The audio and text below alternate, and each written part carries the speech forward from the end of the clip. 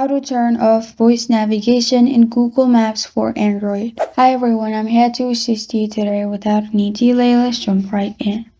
First, open Google Maps on your device. In Google Maps, simply click on your profile at the top right corner of your screen. After you've clicked on your profile at the top right corner of your screen, scroll down and click on Settings. After you click on Settings in here, scroll down and click on Navigation.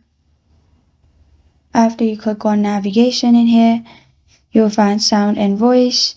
Click on Mute State and make sure it's muted. After you do that, you're good to go.